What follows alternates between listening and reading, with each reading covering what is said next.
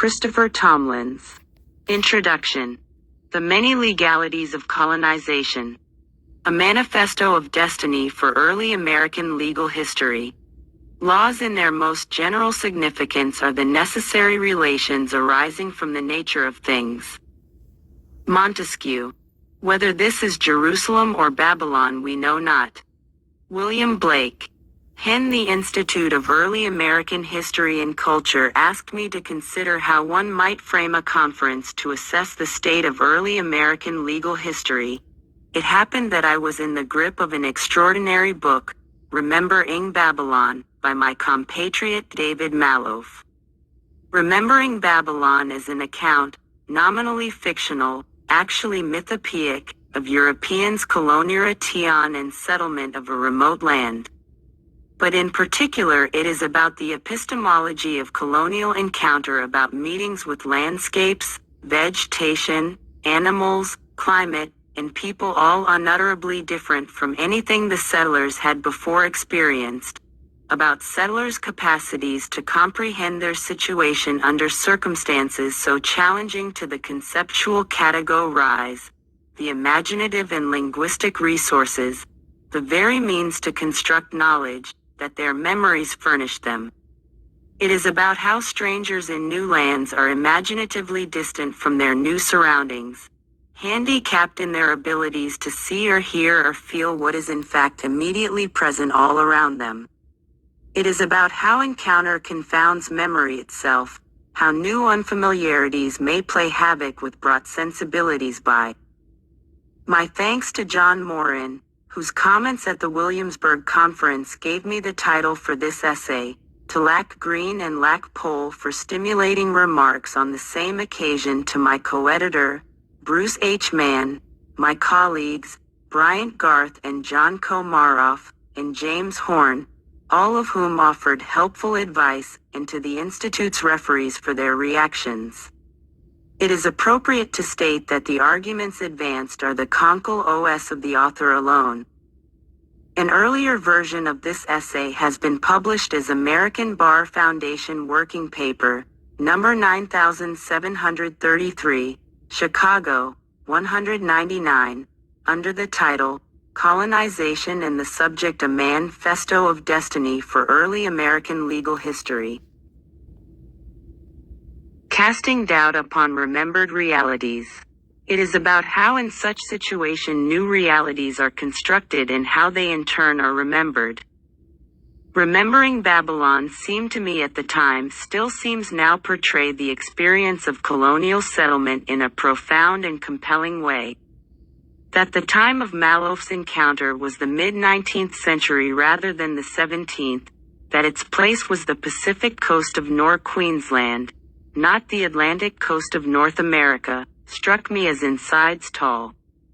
It seemed to me essential that a conference treating aspects of a colonial society attempt to draw in some way upon so powerful an evocation of colonization. What was there in Malouf's rendition of colonial encounter, however, that could possibly help frame the specifics of inquiry into a phenomenon of apparently remote from its primary experiential colors, as apparently arcane as early American law? In fact, the answer bursts off his pages. Legalities has a sustained hold on the lives and discourse of Malouf's protagonists. In situation of extreme fluidity, even confusion, legality furnished many of the terms upon which they interacted with their setting. Legality established a grid of new imposed realities to which the law's institutional technology of recorded word, deed, and authoritative delivery could give real, if over brittle, effect. That is, legality provided an epistemology for the colonial encounter. In English Processes of Colonization and Possession, Patricia Seed has reminded us, legality always had. By talking of legality here rather than simply of law, I mean our focus twice over. First, my intention is to counter what has try to alter, seemed to me law's enviable capacity to evade the historian's grasp by trumping critique with timeless and self-legitimating values, universality of Application, singularity of meaning, rightness law tends always to slip through historicist clutches. Legality, in contrast, is a condition with social and cultural existence. It has specificity, its effects can be measured in incarnations investigated. In their Foucauldian sense, legalities are the bowls, signs, and instantiations of formal law's classificatory impulse, the outcomes of its specialized practices, the products of its institutions. The are the means of affecting law's discourses, the mechanisms through which law names, blames, and claims. But legalities are not produced in formal legal settings alone. They are social products, generated in the course of David Malweed, Remembering Babylon, New York, 19911. Malouf at once echoes and builds upon Paul Carter's magisterial road to Botany Bay, an exploration of Londo in history, New York, 198, as does Donna Merwick in Pung Alban's -7 Dutch and English Experiences, New York, 1990. Patricia Seal, Ceremonies of Peon in Europe's Conquest of the New World say, Cambrider, v541 take this turn of phrase from the title of William L. F. Feltner et al. The Gents and Transformation of Dope Naming, Blaming, Claiming and Psi. Review, 15-1981, 03, 054. Introduction: The many legalities of colonization. Virtually any repetitive practice of wide acceptance within a specific locale, call the result rule, custom, tradition, folkway or pastime, popular belief or protest. As Anne Plain demonstrates in her essay in this volume, ideologies of legality also supply the conceptual frames that we use to interpret practices and invent legalities for, and of, others, and of course legalities generate illegalities, for the two are necessary conditions of each other's existence. Law, after all, makes outlaws, not law's absence. Their cheek-by-jowl intimacy, in fact, helps explain how easily, and frequently, legality and illegality trade places. Unless purposefully embodied in description and argument, however, the simple substitution of legalities for the singularity of law adds up to little more than rhetorical cleverness. Fortunately, Remembering Babylon offers us certain cues how the idea of legalities may be made somewhat more concrete, and in ways because of the book's subject that are particularly germane to the investigation of law in colonial settings. In Malouf's Encounter, for example, legalities are what define who is a British subject, who is not, and how the resources and terms of interaction given to each arise that initial point of difference. Further, fashion unlike that explored by Richard Bushman in this collection, legalities also help form the material terrain that protagonists inhabit. Together these legalities of self, other, and place then define who should appropriately be where, and where not, on that terrain. Finally, legalities, so powerful, are also fragile and contingent. They define action and actors epistemologically, but they do not necessarily determine action behaviorally. One may begin, lightly enough, with the pub, the central institution in Malouf's remote unnamed gaggle of shacks. It was unlicensed. Did that make it functionally any less of a pub? Consider, more seriously, the general contingencies of legality's functional capacity to rule, particularly in a country like this where foreign law for the elephant property and social behavior on the Overland Trail, San Marino, Khalil, 198-0, 361-361, John Philip Reed concludes that S pattern of behavior and on mutual expectations concerning duties and rights may as accurately be labeled legal behavior as may behavior dictated by fear of police enforcement. What their WD and conduct tell us is that for 19th century Americans the definition of illing low vesting rights and imposing obligations was not limited as a command or of commands from the sovereign, backed by threats or by force. Nor was low-some traction discovered or justified by appealing to natural or universal rules of ideal deposit. Law was the taught, learned, accepted customs of a people, Martin Chanek, Le Cutom, in social onder, the colonial experience in Malawi and Zambia, Cambridge, 198. Richard Lyman Bushman, Farmers in Court. Orange County, North Carolina, below more generally, on the relationship between surveying, land manage land law, and colonization. See Edward T. Price, Dividing the Land Early American of Share Private Property Mosaic. Chicago, 1995, Roger 1. P. Cain and Elizabeth, The Cadastral Map in the Service of the State, a History of Property Mapping, Chicas SYA, particularly 165 to 346 Matthew H. Edney, Mapping an Empire, the Go Popcall Construction of British India, 1765 to 184, Chicago's, 1992, YOMED. The nearest named place was 12 miles off. Consider, on the offhand, that the name of that place Bowen invoked all the specific ity of the Governor of Queensland himself, Sir George Bowen, the figure in official uniform, and the crown he represented, which held them all. Whole continent, in its grip, the governor whose task it was to bestow on the nameless, to found towns, to lay down laws, and in these and oth ways fulfill his civilizing commission, to call into existence a new governing state. Consider, most seriously of all, the centrality of legality to the definitional experience in the whole process of colonization, and sente meant the struggle to transform strangeness into familiarity and to authority on the outcome, so that henceforth that outcome would prod in no other. Out here the very ground under their feet was strange. It had never been plowed. You had to learn all over again how to deal with weather-drenching downpours when in moments all the topsoil you had posed went liquid and all the dry little creek beds in the vicinity ran wild.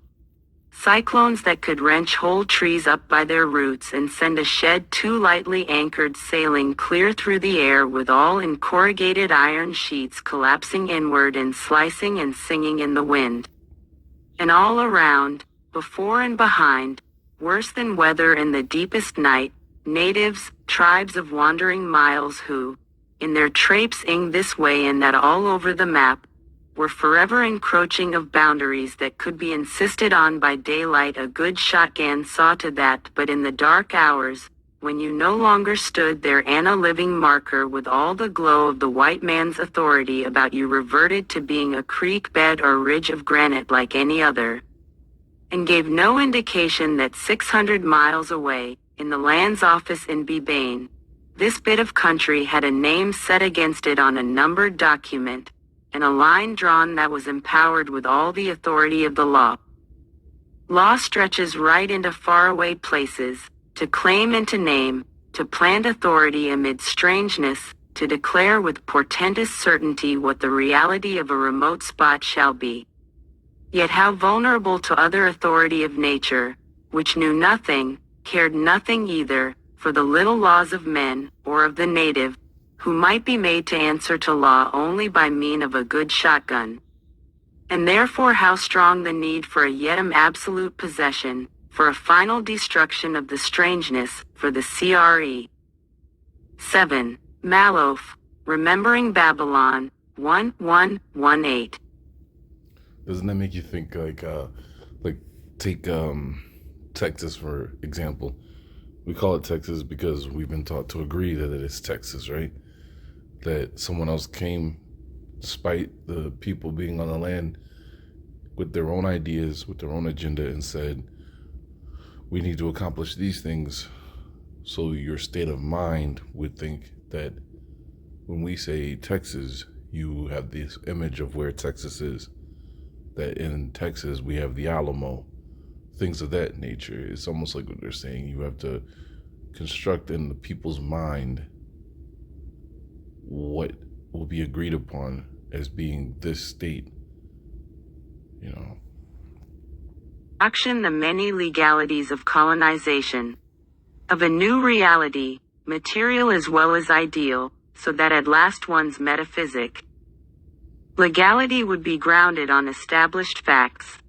All this because you knew that just 3 years back, the very patch of earth you were standing on had itself been on the other side of things, part of the unknown, and might still, for all your coming and going over it, and the sweat you had poured into its acre or two of plowed earth, have the last of mystery upon it, in jungle breaks between paddocks and ferny places out of the good reason.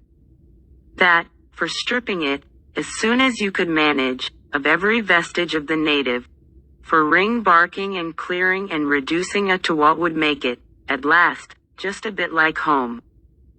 It has become a commonplace of modern historical and anthropological caminations of colonization.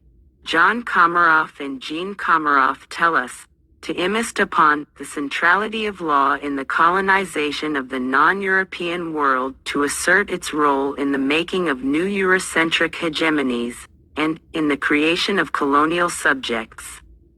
In this literature, where once theorists of underdevelopment and modernization saw Western law as an essential component of progress, law's dark side has increasingly become the uppermost, the presentation of the colonizers' legal institutions and procedures as tools of domination and disempowerment, blunt instruments wielded by states, ruling classes, reigning regimes. That law has served to introduce such sensibilities and practices into colonizing processes, the Komaroffs do not dispute. Nevertheless, their discussions of the law of law in colonization suggest that to give such dominance to the dark side is conceptually crude. Colonization's legalities were not an instrumental facilitation of a linear, coherent, coercive process between clearly defined protagonists, one expansive and metropolitan, the other subordinate and local. The whole encounter was a good deal more ambiguous, less audible, murkier. One should not doubt that legality entered centrally into the making of modern history, but one must allow that it did so imaginatively and in inherently ambivalent, contradictory ways. To investigate the history of law's part in the colonization and settlement of early America is to discover history ensconced, at least until recently, in a conceptual world very different from that described by the Komaroffs, a world whose agenda has for the most part borne so little relation to what where has become commonplace as perhaps actually to stand in tempo. Jessel Komaroff and John L. Komaroff, The Dialectics of Modernity on a South Afri Fr. Cheekage, 1997, 385-387, Volume 11 of Revelation and Revolution, John L. County La Hegoy and Resistance, New York, 1994, is Scheel, Forward in Mindy Lazarus Black and Susan E. Hirsch, Else, Contested States. Christophestomeire. Rary need of a dose of the crudities they seek to move is beyond the leg history of European colonization and settlement of the Atlantic's W shores has generally been told in terms hedged by the later, greater, and would seem, distinctly American story of national formation. It has been history, first, largely defined chronologically, which is to say politically story of events in a separate colonial period rather than as the initial epiday in a history of processes that continued throughout the 19th century. It has been a history, second, that has been far more an interior history colonies of European settlements and their affairs than of colonization, and it has been a history. Third, that, notwithstanding, or perhaps because of, Americans' pervasive sense that their society is uniquely law-bound, subjected law to relatively little critical attention. Rather than, for example, find themselves challenged, as elsewhere, to pursue or refute claims of law, blunt instrumentality and visitations of oppression are its role in the making of Eurocentric hegemonies. Historians of law in colonial America in the main traveled quieter roads, free to parse doctrinal receptions, trace institutional inheritances, and generally pursue trails of ideas from old country. Today the mainstream of the subject was the sources and origins of the American legal tradition, its theme carryover and adaptation, what the American tradition reproduced or mimicked, where it departed that of the moth country, when it began to show signs of maturity, and under what impetus.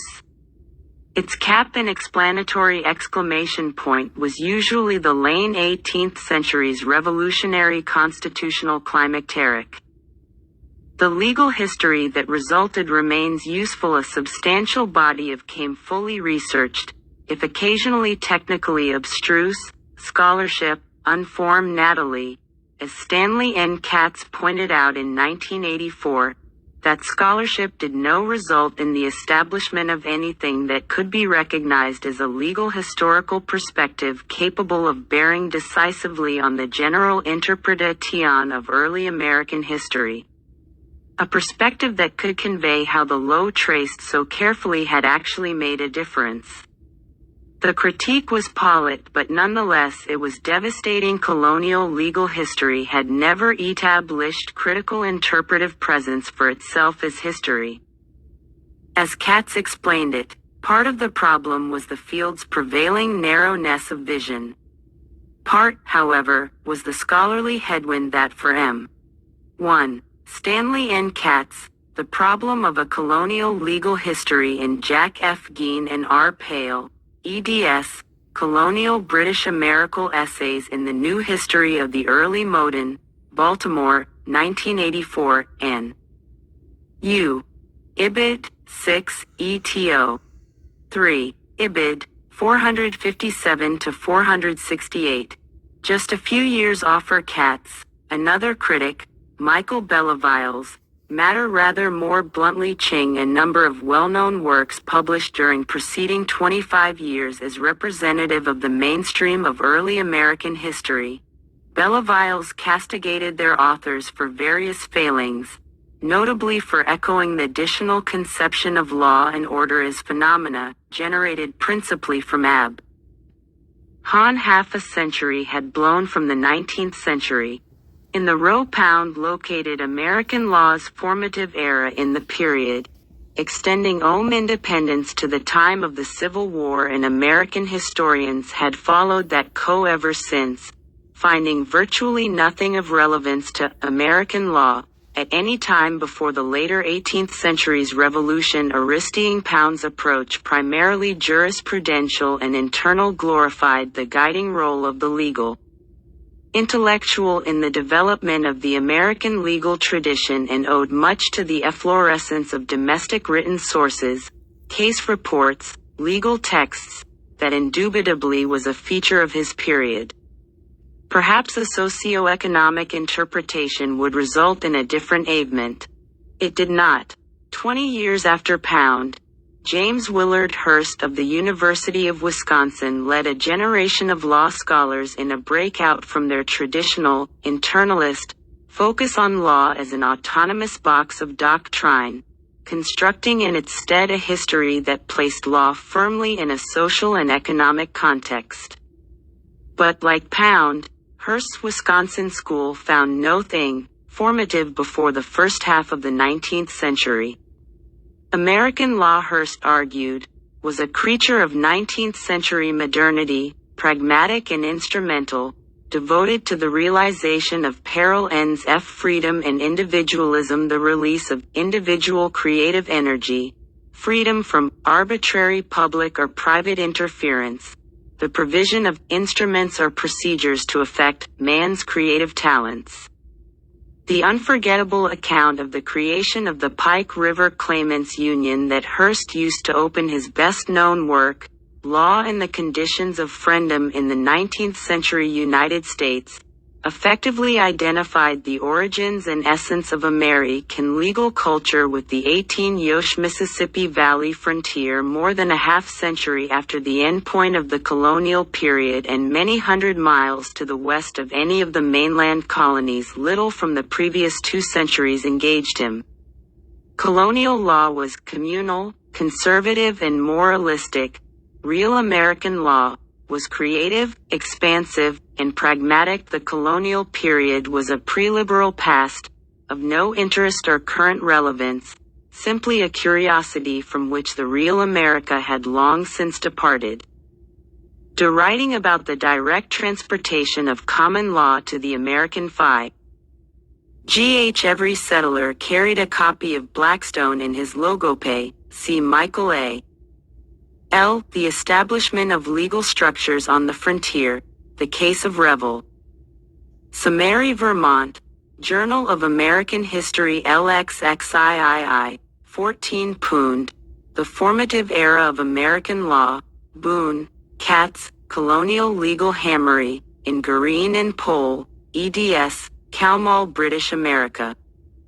An appreciative assessment of Hart's innovations and their historiographical Robert W. Gordon, La Traduction I. Willard Hearst and the Common Law Tradition in American Legal Historiography, Law and Society Review X. 7. 9-15 Sella Willand Hearst, Law and the Conditions of Freedom in the Ninth Righted Mates, Madison, Wyss, 1958, SP.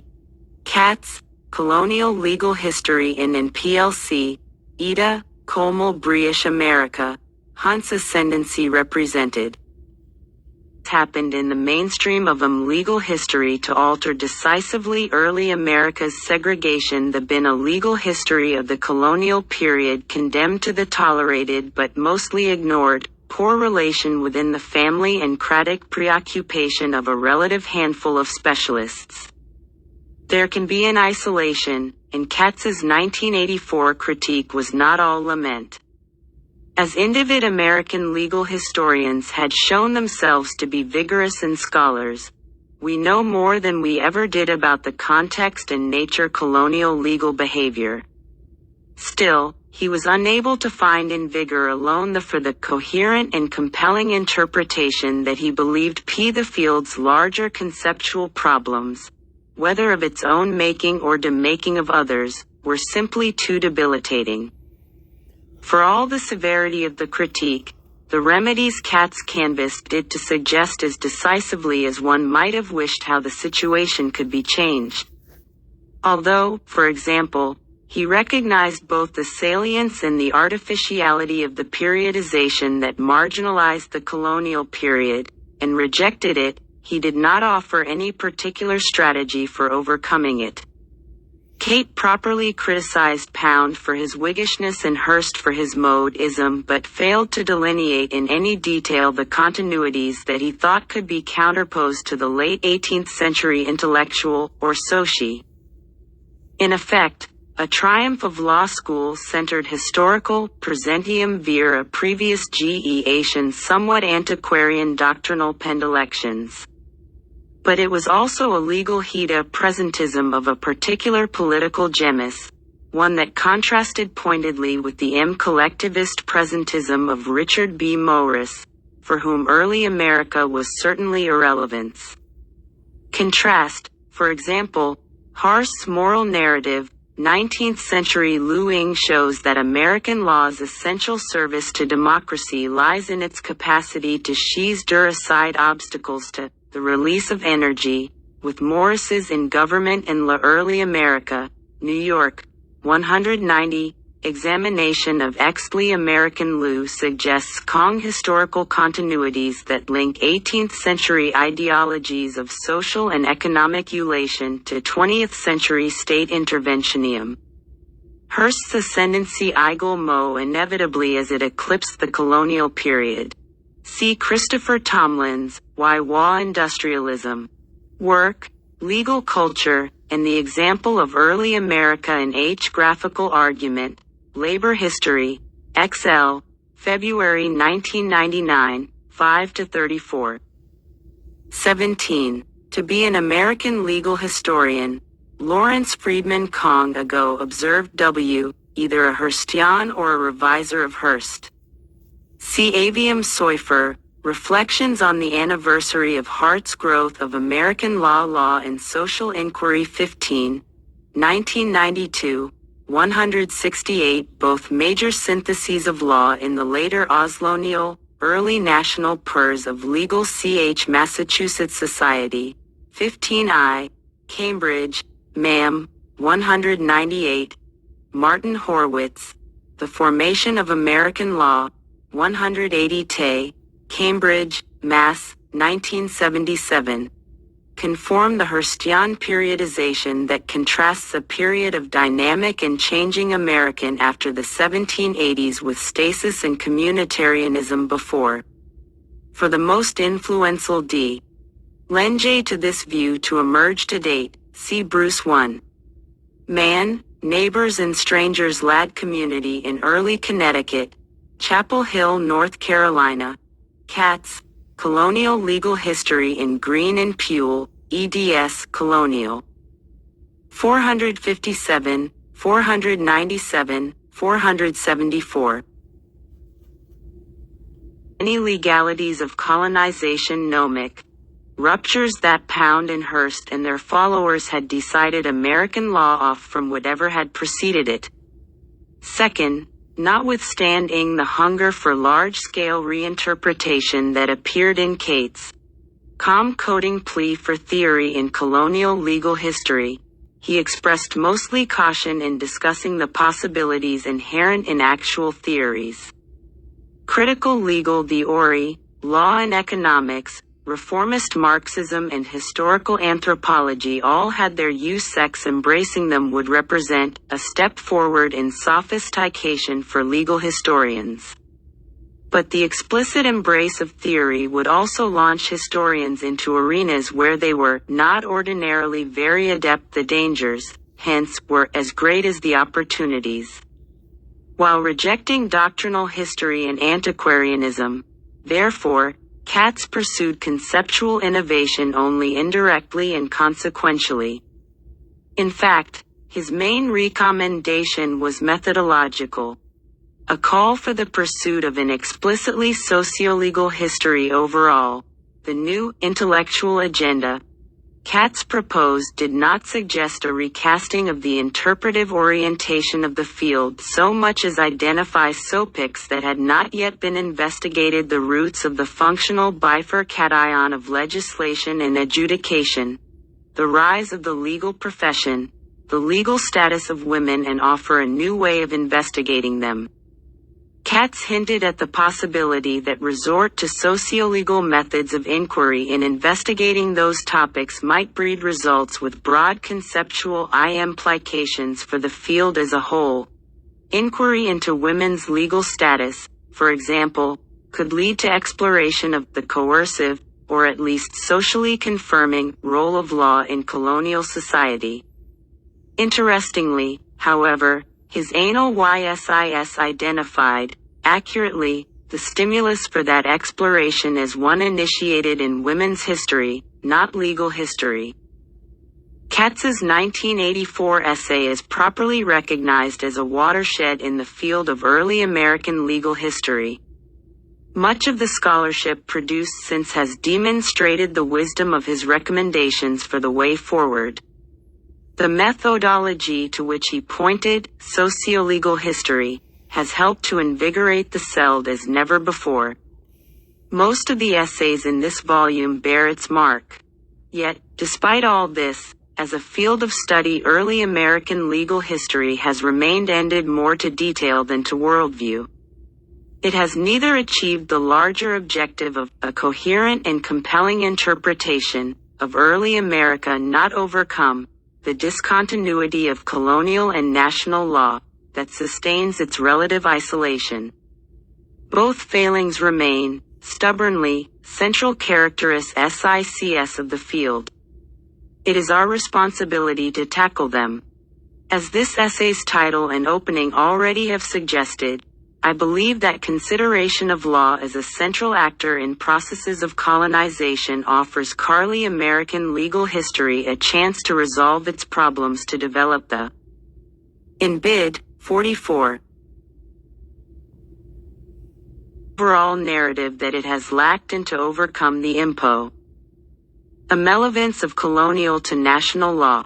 It is worth noting that colonization is not entirely bereft of promising attention in colonial American legal history, albeit the end lies at a considerable remove and its promise was only partially realized between 1900 and the 1930s.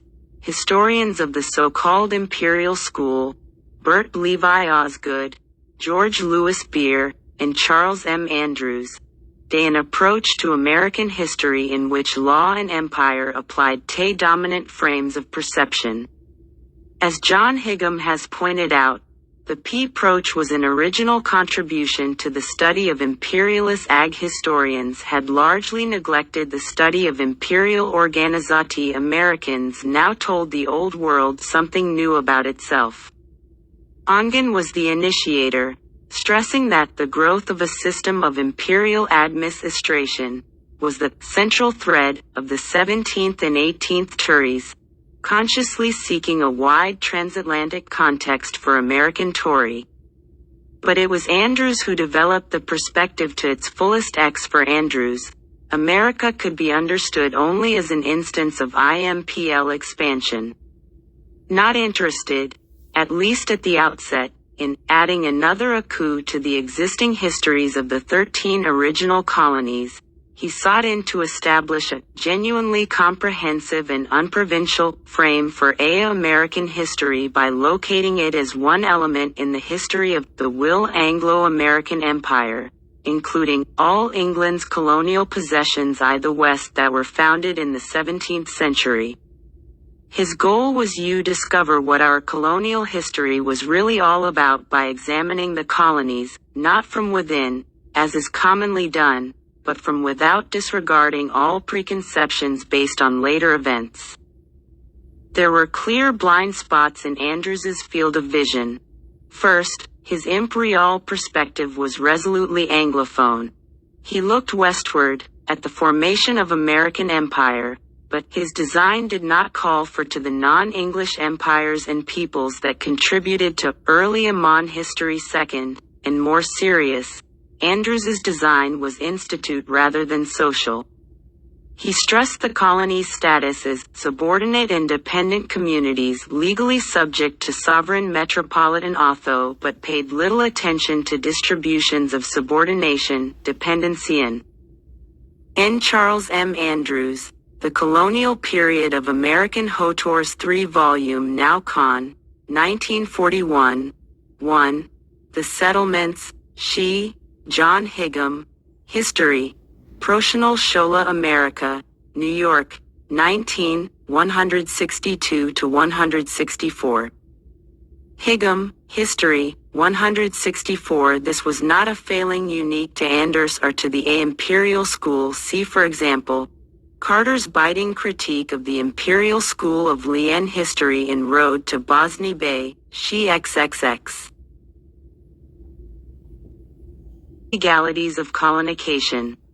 Authority within Andrews, the rival progressive historians objected, wrote about early American communities, in a legalistic spirit, touched only incidentally on economic developments, ignored sectional conflicts, and paid little heed to the common man.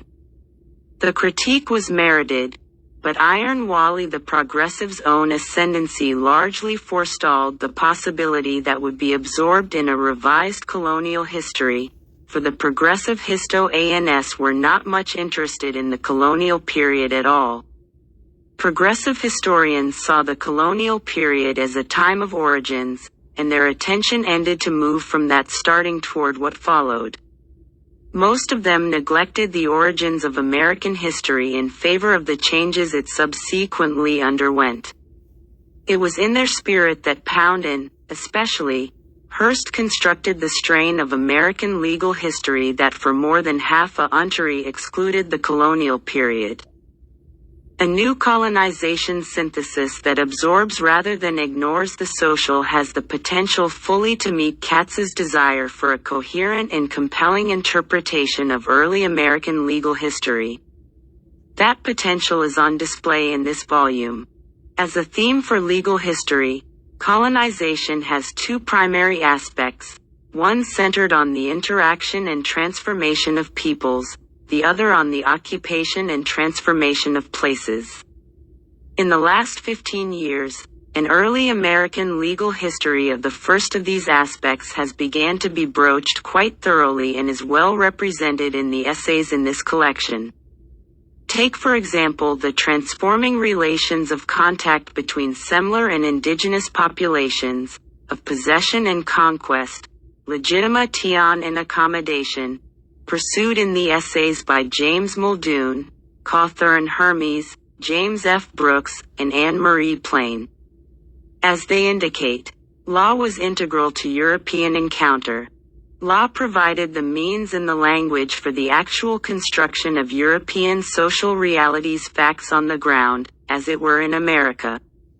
It also provided a context in which Europeans encountered, reconstructed, and eventually displaced the competing legalities, or, to borrow Hermes's useful term, the juris practices of indigenous others. As in early American history in general, legal history has tended to concentrate predominantly on the social dynamics internal to Euro-American, particularly Anglo-American, settler cultures. Yet these dynamics, we have begun to realize, are themselves decisively shaped by continuing interactions occurring across boundaries both of culture and settlement. Across the earliest frontiers, multiple cultures mean multiple. Andrews, Colonial Period of American History 1, XIX is High Heudery, 186 to 187. Readers will find more elaborated comments on the individual essays included in N in the introductions to each part of the volume. There is nevertheless good historical reason for the tendency of Rians of Anglo-America to give most of their attention to the English colonies. In other colonized settings, European elites pay the transformation of indigenous inhabitants for essentially extractive poses. In early North America, however, systematic exploitation of the indigenous population was incidental to English ambition. The English NF had comparatively little interest in preserving indigenous peoples. The presence constituted a barrier to English occupation. The English Con project was one more of accumulation through clearance and settlement than through extraction, a transference of population rather than the jure of one. Thus, to a greater extent than in the case of other up powers, the English project became one of self-colonization, a labor transformation wrought largely upon themselves and upon other English, migrant minorities. This characteristic is illustrated in many of the essays collected in this volume, in the legal construction and motion of social identities and social disciplines, in law's mediation and stabilization of economic, moral, and racial relations, in its development of the rudimentary classificatory schema and categorizations that created a population increasingly differentiated in legal subjectivity. It is on display as David Barry Gasper's essay on the development of Jamaica's slave codes and in Christine Daniels's careful unpacking of the actual legal mediation of master-servant relationships.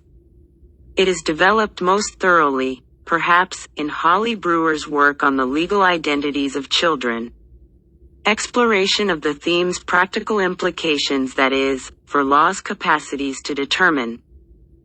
16 Seed, Ceremonies of Pin, 1 RY 37. The creation of disciplined labor forces in overseas colonies through tranquilization or migration of surface populations is a theme of English colonizing discourse from the younger Richard Hakluyt onward. See, for example, Richard Hakluyt, Dicum of Urn Planning in the original writings and correspondence of the two Richard Hakluyt Society, ad Esser, LXXVII, Doc. Est, A36, EPAS English H have noted, moreover, how colonization's aspect as the transformation of Perrine tended simultaneously to the internal colonization, prographic, social and in of the British Isles. On this, see, generally, Richard Helgerson, Form of Nation Elizabethan Writing of England, Chicago's, 1993. For more specific treatments are Mish Broglin, An Act to Colonize the Internal Lands of the Island, Empire and the Origin, the Professional Police International Journal of the Sociology of Law XX, Ms. A. M. Robert D. Stork, The Policeman as Domestic Missionary Urban Discipline and Pop Culture in Northern England, So, Journal of Social Historics. 1976, 483-309. By the late 18th century, a dialectic between metropolitan and Nile social transformation had already become explicit in the work of P economy theorists like P. Colquhoun. See, for example, his treatise on the polymetropolis, ad ed. London, 1796, and a treatise on the Wook Powen und the British Empire, in every quarter of the world. London, Shaw.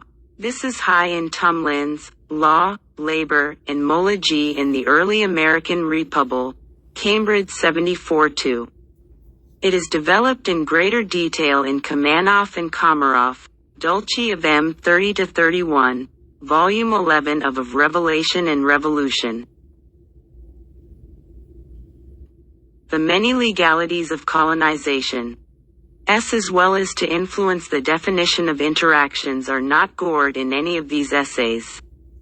They are tested most explicitly, however, in the essays by Linda L. Sturtz and by John G. Kolb and Terry 1. Snyder investigating the extent of economic and political space that law afforded women in 17th and 18th century Virginia.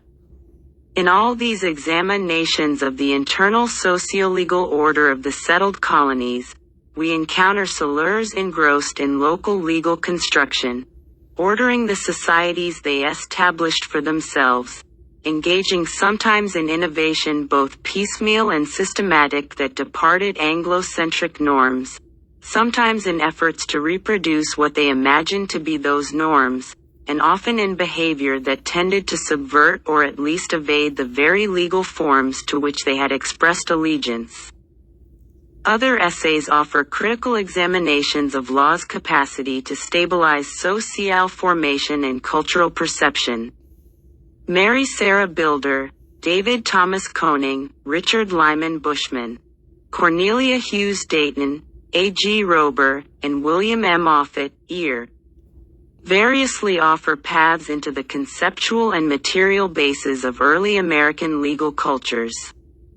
Their essays chart the legal resources to which settler inhabitants resorted in the course of their social, economic, and political practices, assess to what extent usages signified reliance on imported beliefs and doctrines and from what cultural contexts examples of appropriate practice were sought, debate whether legal texts and ideas were employed instrumentally or to furnish enduring maps or means of self-orientation and cultural reference, and investigate the influence of other systematic patterns of belief, notably religion, in the construction of legal meanings and practices.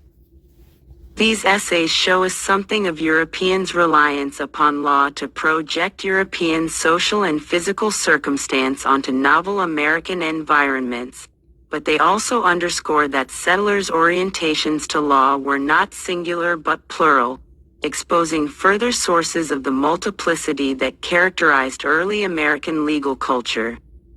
Take, for example, differences in the expression given Christianity in legal culture. As Dayton and Rober both stress, Christianity was of major significance in influencing the form and culture and responsibilities of the early American state. Illustrating. Seed of the essays combine to raise by collective implication a further theme by worthy of debate, in their contrasting of intellectual and procedural formality implicitly popular tradition built upon rougher-hewn ideas are ideals of substance all it a juris practice of results, durace vulgar, communal ideal, or simply a adjacent form of equity. A preference for substantive informality over formal rationality is particularly because some essays buttress the preference in detail, while others that deem in the socio-legal history of any period. But it is well worth addressing by Danids, for example instead find justice in formal procedure, and still others, for Ple Sturda and Kelp and Snyder, expose degrees of ambiguity or flexibility in formal picket to enable the facilitation of apparently just outcomes. Over time, their individual papers point in distinct directions however, in Ang the precise nature of Christianity's intersection with Dayton shows us that godliness in 17th century New Age godly government and an interventionist legal culture. By the 8th century, and even more by the early 19th, Rober suggests, the culture of the North Atlantic region was exhibiting far greater over the question whether a compelling state interest in the achievement of properly Christian society should trump the values of privacy and commercial fungibility increasingly prominent in all social spheres. A promi both authors show, that was clearly a departure from the 17th century's more communitarian impulse.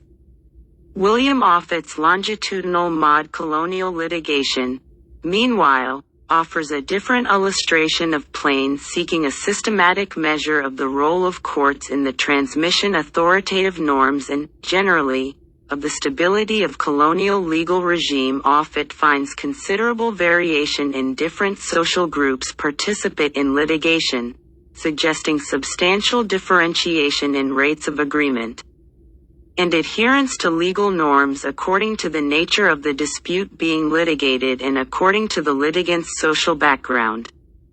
Offa also suggests that measures of participation may allow legal historians to track the contribution of legal institutions to value consensus in colonial society and indeed to map the penetration of values across disparate populations. No, the least significant aspect of his argument, in my view, lies in underlining that consensus may be achieved as much by exclusion as by inclusion. We have seen less exploration, thus far, of the legal history of early American colonization in its second aspect, namely the appropriation, occupation, and transformation of place, but its centrality is clearly displayed in James Muldoon's essentially institutionalist discussion of the legal basis of English claims to possess and Richard Bushman's socio-cultural perspective on the legal implementation of possession, farm formation, and imprisonment in Orange County, North Carolina. Substantively, one may of course also draw here on the wide-ranging research of the Imperial School, where the work of scholars like David Grayson Allen, William Cronin, and Patricia Seed confirms the cultural importance of the physical transformation of places in understanding the impact of law. Cronin, though not legal historian, leaves us in little doubt of the instrumentality of Legalities. English attempts to colonize the landscape to give its system, regulants purpose, familiarity. Claiming, using, granting, and owning the land for related monographic work already published by several of these authors Cornelis Hughes Ditton, Women Before the Bar, Gens, Less in Society in County, Chapel Hill, North Carolina. A.G. Rober, Palatines, Liberty and Property Lutheran in Colonial Brinish Ameris, Baltimore, Shishaw Fund, of Good Low, Good Men, Law and Society in the Dela Valley, 180 to 90, YBAN, C. Andrews, Galashal Prid of American Hotori, 1 to 111. Legalition of Colbus Nation. Legal culture that give land distinct transactional identities for the outcomes as Seed has shown. The ALS iked basic conceptions of legitimacy that authorized the act of coming English enactments of authority overseas had cultural legitimacy in English eyes because they were grounded in familiar conceptions of lawful tie derived from rightful possession of place through usage. By facile young age, law became the means whereby the larger legitimacy of colonization was displayed. Precisely because the history of colonization is the history of a process and of a period, it also offers a means to overcome the imputed irrelevance of colonial to national law. We have seen that, for Willard Hearst, what lent American law its originality and constituted its point of departure from the experience of the previous 2 centuries was its capacity to facilitate the realization of human creativity through freedom of choice. Hearst grounded this character in the demands of a particular socio-economic context westward movement. But there was nothing unique to westward movement seen from the perspective of colonization. 19th century themes taking posses transforming peoples and places differed little from what had gone Boleyn. Take, for example, the lead participants in Hearst's emblematic Pike-Ur Claimants Union. They had previously joined together in a Western emigration company to remove from Oswego County in New York to what would eventually be Kenosha County, Wisconsin, territory they described as a new country. Their effort of removal itself gave them entitlement to rewind, they said, because it was a transforming journey, conducted on behalf of civilization, into a void. We have left our friends, deprived ourselves of the many blessings and privileges of society, have borne the expenses, and encountered the hardships of a perilous journey, advancing into a space beyond the bounds of civilization. Their civilizing mission was to transform that space, through labor, from open prairie hunted by Indians to enclosed agricultural smallholdings, the exclusive possession of which would be sig-ided by the erection of a house body, or frame of sufficient dimensions for family to dwell in, or half an acre plowed, or a piece enclosed with at least rails. They considered their place of settlement fruitful, but perilous, a law of nature, prone to anarchy, confusion, often leading to bitter quarrel. Did Grayson Allen, the English way the movement of societies and the ephemeral ngh law and custom to Massachusetts Bay in the 17th century, Chapel Vim Khan, changes in the land Indians, coal mists, and the Figgy England, New York, 1983, 54 to 8x seed, ceremony of Pin C ab C spatial order households in local communities and region, in eds. Colonial British America 16 to 1 as. C. Generally Merwick, Pingham 9 Carter, Road to Botany Bay David Hackett Fisher, British Folkways in America, New York, Tyl Carroll M. Rose, Property Y. The Hoary, Theory and Herrick of Ownership Boulder, Cuz. Newshed. In advance of government instrument, protective union, was constituted to resolve disputes among them and to guard their claims against others from other migrants nant. Unprincipled, avaricious, the mob from the underling P-Tour, and also from Indians, whose presence was threatening legal country had not yet been surveyed, whose competing uses were the physically they fired the prairies. 4. Hunting purposes and gird the settlers' farms and whose proximity meant thieving and estant desire for whiskey, that was both repugnant and troublesome. The claimants' intimations of moral superiority masked their illegality, for as Hearst acknowledges they were trespassers, in defiance of a head of official survey, without color of title, whose protective uni were, in their relationship to non-member outsiders, like all colonial governments, but assemblages of force. Hearst recognized something of the moral ambiguity but perceived in their impatient determination to the challenge of the unexploited continent, and their saner of law and the state as instrumentalities to be put to work in that service a historica inevitability that dwarfed, or at least muted, moral ambiguity. By detailing and then regulating transactional behavior, and the state would have the generation of material benefits that would tame the mob and ACAB put the unfeeling speculator to good use. In what was a brilliant observation, Hearst wrote of Contract's capture of the land as its first and most dramatic victory. It could have been a more telling insight, yet had he remained on those from whom the land had been captured. As it was, he rested in significance entirely on the land's capture by one intra-European principic, market exchange, from another one, a rather vague, feudal type of rather than from its prior occupants. The larger point here, however, is that in none of these respects was W doing anything very different than it had done for the previous 200 years. If social functionality is one's touchstone, then, as the essays in the volume suggest, early American law was no less functional in facilitating transformations of peoples and places than law in the 19th century. The touchstone is structural resilience imparted by enduring institutions and ideologies. Then, David Koenig argues, early American law can make motive claims that counter quite concretely Pound's dismissals.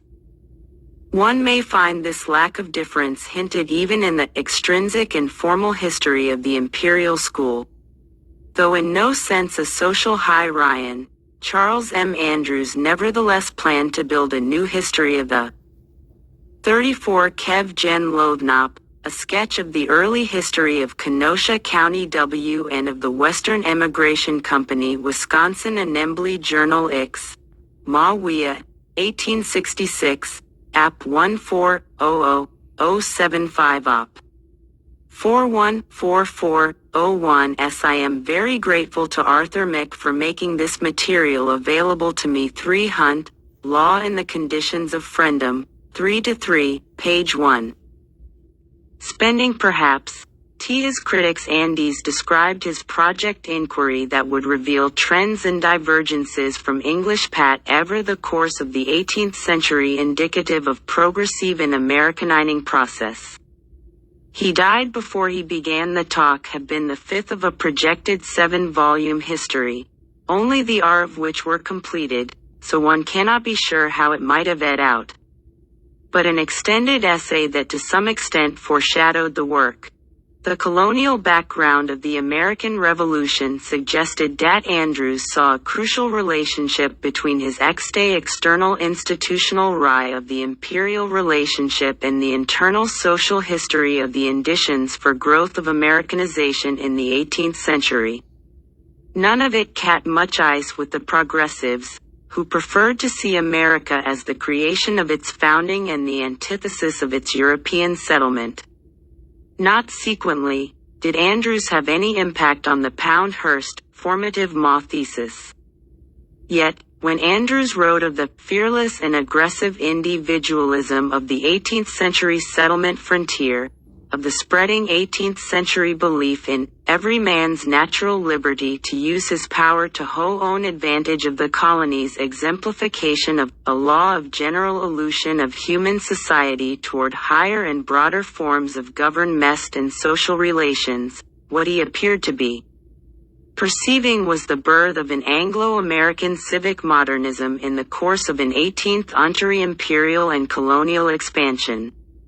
It is of course precisely that modernity, the forging of the nation-state, conceived as a moral commonality, its reliance on a culture of legality built on rights of person and property, of constitutionality and contract in imagining the body politic and its invention of the right bearing, responsible, free, individual whose very condition of possibility was the nation-state itself that Hearst celebrated.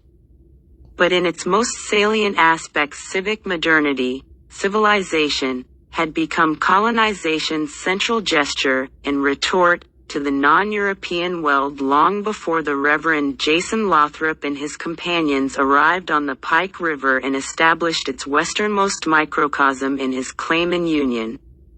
This is what makes it impossible to segregate colonial from national or transoceanic expansion from pancontinental. The one is the condition for the existence of the other. A GLI parent of American Hierarchy, L. Esser also Andrews, on the writing of Anders' plans for his 5th volume are quoted in Leonard W. LaBarre's foreword in History. William and Mary Quarterly S.D. Esser, 10044, 1-8 on Andrews and Dernism, Colonial History, Red, New Haven, Con. 1-2 NGS. His colonial background of the American Revolution. Fay Mig, Esser Komarov and Kamano, Dialectics of Modernity. Schools largely forgots L. Fox suggest an earlier attempt to draw attention to colonization American legal history. We can usefully employ the imperial school's PLE, and at least some of its substance, in carrying forward our, but obviously the imperial school is a precursor only in general, not in specific interpretation. For whether one takes one's history Andrews or Hearst, one will find little replication in either case of the implications of legality and modernity that exist in current history courses on other colonizations. In Maloof's Queensland, the importation, the sensibilities and practices associated with an Anglo-centric rights individualism and the creation of legalities to sustain them are coercive intrusions upon a very distinct culture. In the American CA history of contracts, capture of land and of people is far more likely treated as a study in liberation. As, in an important sense, it was, and, we should remember, in that it long had been at least for some. For, as I noted at the outset, we not allow the dark side more than a temporary corrective ascendancy want to bring law's place in colonization up to speed in the American sea, not accelerated injudiciously into another reign of error. As the Coman analysis of 19th century Southern Africa reminds us, to look at the culture of legality in the context of colonization is certainly to discover bum instrumentality, but also to discover that discourses of rights and consent underpin both transformation and resistance to transformation. They may even allow a measure of power to the colonized subject once transformel. Law was very much a two-edged sword. On one hand, it was a devastating weapon of warfare, like no other in its capacity to annihilate and dispossess without being seen to do anything at all. And yet the appay to rights was a means that, over the long run, came to be used by black South Africans in self-protection. Not always successfully, but not always in vain either. More to the point, it often seemed to be the only means to hand, since it was part of the technology of rule on which 25. This theme has illustration in this volume, notably in the essays of Christine D. and Holly Brewer. As these essays shown, contracts freedoms were not the investe 19th century, in liberating capacities may be detected substantially on text of particular forms of social relation. On this, in the realm of labor, see my own law, labor, and ideology, and exploring the legal coulier of Wick-ish America, American Beer Foundation working pape, no YN, Chicago's to indicate in these works, we should not regard freedom as a necessary accompaniment of contract as a legal form, but rather as the distinctly conditional of the struggles for which law provides a useful and influential site. For WEKP Lurley expressive of the dignities of contract freedom in social and cultural, see Amy Manley. From Bendag in Contact Widge Laban Marriage and the Marketing of Save Emancipatios, New IK, Thai. Legalities of Camsiton. ed. the inequalities and disablements from which they suffered. This why the language of the law is reducible neither to a brute weapon of L or simply to an instrument of resistance. The inherently contour character of the colonial discourse of rights, the multiplicity of registers and the forms of consciousness to which it gave rise, ed. that it would be engaged, on all sides, in the effort to forge able moral communities, identities, modes of being in the world. It illis everywhere. Those who would embark on the writing of legal history for early America of course understand early America's many legalities on their own, but they are also obligated to offer some explanation why anyone now should care. No historian would think it appropriate to approach the history of law, or of any phenomenon, as if its significance lay only in the extent to which it could be shown to connect with what was to come after, let alone to the present. To treat the past as if it were wholly separate unto itself, however, is not simply to risk obscurity but to covet it. Legal historians have now demonstrated that there exists enormous scholarly opportunity in opening up for examination the rich variety of innovation and transformation in social practice and daily occurrence that characterize the legal cultures of 17th and 18th century settlement. As we pursue that history, however, let us not forget that early American legal history can tell us much about what was to follow the continuously unfolding colonial encounter that, throughout the 19th century, as it opened possibilities on its European flank, most forcefully closed them on others. In exploring the great continuity of European colonization of America, we will discover how to establish the significance of early American legal history, not merely significance for itself but for American history as a whole. We will discover, not, as Hearst contended, that early American law was perceptible and hence uninteresting, not, as later scholarship has some implied, that it was a modest precursor of a liberalism to come, but that it was an essential condition of the unfolding nationalism, the maddest destiny, that in the later 19th century climaxed the colonial begun more than 300 years before. To begin to understand what was bequeathed to the 19th century, and Camero, Dialectics of Modernity, Volume 2 of Revelation and N.D. Ring Bylon, ALS, is above all about conciliation, the Vod continent. Appropriate to note here that David Malou's moving canto with its other life, Y. Anders Sufensen, Manifest Desting American Expansionen in the Billy, New York, 1997. History, no less than any other genre of early American history, must be focused by the essence of what America was. It was a colony space upon which Europeans, notably, in our case, the English, had placed themselves, transforming both it and themselves. In examining the counter, the essential lesson to be learned, for the legal historia, is that social world is fundamentally a human construct and that one of the most powerful technologies of construction. In the early American case, as in other colonial cases, one finds further that the act of contract is simultaneously one of destruction, notably the destruction of strness essential to making new worlds, in David Malou's words, a bit home. In the internal legal history of the settler cultures, the extent to which early American law was or was not a bit like home, and how that changes over time, and when, is of the first importance. But let us not forget W.H.E. Malouf brings metaphorically to our attention, that rendering early America even a bit like home entailed the ending of what it had been before, the destruction of its awful strangeness so that Europeans could live in it.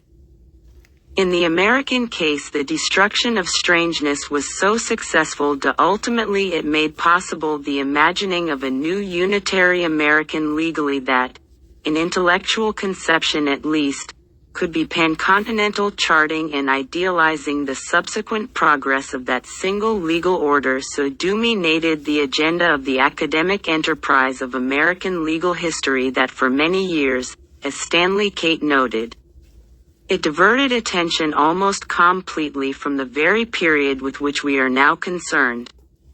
But the fragmentation of the liberal model in modern legal history, as in other foe of American history, has created an opening collections like this, in pushing through it, may demonstrate that there is more to find beyond.